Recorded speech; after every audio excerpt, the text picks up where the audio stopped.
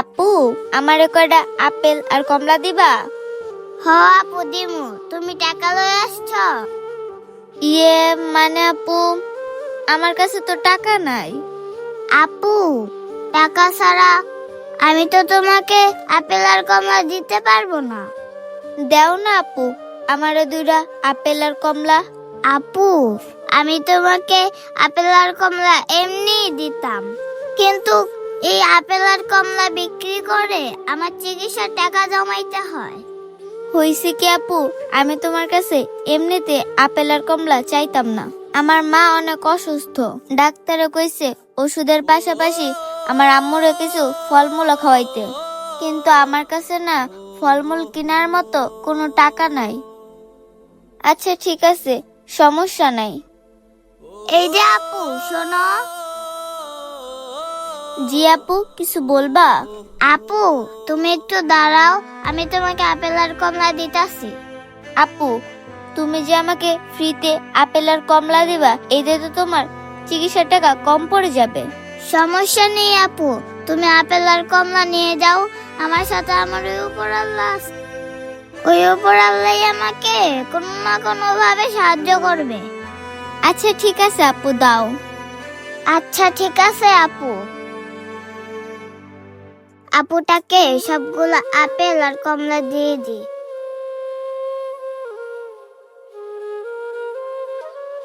এই নাও আপু। ছোট আপু, তোমাকে অনেক ধন্যবাদ, আমি তাহলে আসি।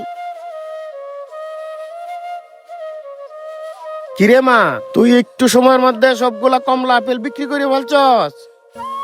না বাবা, আমি কমলার আপেলগুলো বিক্রি করিনি। বিক্রি করো নাই? তাহলে মা কমলা আপেল গুলা গেল কই? বাবা, আমি না আপেল আর কমলাগুলো দান করে দিয়েছি। মা রে, তুই যদি এইভাবে দান করে দিস, তাহলে আমি তো চিকিৎসার টাকা জমাবো কিভাবে? বাবা তুমি কোনো চিন্তা করো না, আমার চিকিৎসার টাকা ওই উপর আল্লাহ কোনো না কোনো ভাবে ব্যবস্থা করে দিবে। এই আপু, আরে আপু তুমি ফলগুলো নিয়ে গিয়ে তোমার মাকে দাও নাই?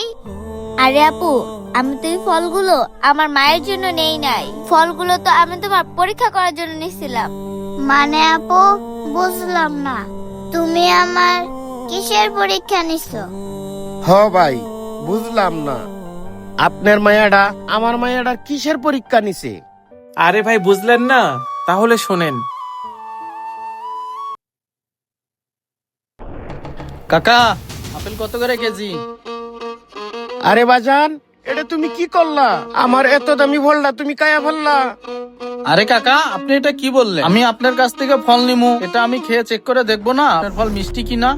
এত কথা না বলে বলেন আপনার আপেল কত করে কেজি? বাজান, আপেল 280 টাকা কেজি। কি বলেন, আপেলের এত দাম? থাক কাকা, আমি আপেল নিমু না। এ বাজান, এইদিকে আসেন। বাজান, তুমি আমার এত দামি ফল খায়া এখন বলতাছো আপেল তুমি নেবা না। তুমি জানো বাজান, আমি এই ফলগুলো বিক্রি করিয়া আমার মায়েরা চিকিৎসার টাকা জমাই। বাবা দেখো। আরে কাকা, আপনার মেয়ের চিকিৎসার টাকা ফল বিক্রি করে জমাবেন না তো কেমনে জমাবেন? এটা কি আমি বলে দিব? আর এত টাকা দিয়ে আমি ফল নিতে পারবো না। বাজান, তুমি ফল নিবা না ভালো কথা, কিন্তু একটা আপেলের দাম 40 টাকা পড়ে।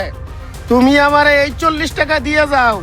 আরে কাকা, আপনার সাথে আমি এমন ভাবে কথা বলতেছি দেখে আপনি আমার মাথায় উঠে গেছেন। বেশি কথা বললে দোকান একবারে উল্টায় দেবো। থাকেন মিয়া। তুমি মেয়েটাকে সাহায্য করো না বাবা। এইবার বুঝতে পারছেন ভাই? আসলে ভাই, আমরা আপনার মেয়ের কাছ থেকে ফলটা নিয়ে এজন্যই পরীক্ষা করছি। এখনকার যুগে মানুষ নানান ধরনের বাহানা দেখায়া, ছলনা দেখায়া মিথ্যা কথা বলে। তাই আমি পরীক্ষা করে দেখলাম আপনারা সৎ কিনা। ভাই, আমি সৎ না অসৎ এটাতে আপনি কি করবেন? আসলে ভাই, সৎ কিনা এটা আমাদের জানার উদ্দেশ্য ছিল না। আমি আসলে জানতে চাচ্ছিলাম আপনারা যে কথাটা বললেন ওই কথাটা সত্য কিনা। আসলে মেয়েটার অসুস্থতার কথা শুনা আমার না অনেক মায়া লাগলো। দেখেন ভাই, আপনার মেয়েটা অসুস্থ আর আপনি আপনার মেয়েটার টাকার অভাবে চিকিৎসা করতে পারতেছেন না। এটা দেখার জন্যই আমি আমার মেয়েটাকে দিয়ে আপনার মেয়েটাকে পরীক্ষা করে দেখলাম। যদি আপনি কিছু মনে না করেন তাহলে আমি আপনার মেয়ের চিকিৎসার সব দায়িত্ব নিতে চাই।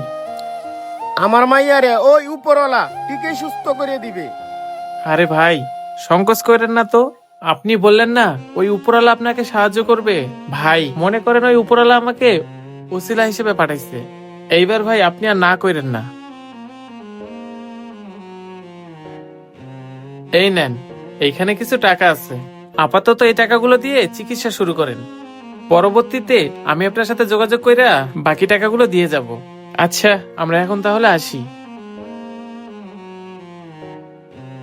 আপনি যত অভাবেই থাকেন না কেন, আল্লাহর উপর ভরসা রাখুন। আল্লাহ অবশ্যই আপনাকে সাহায্য করবে।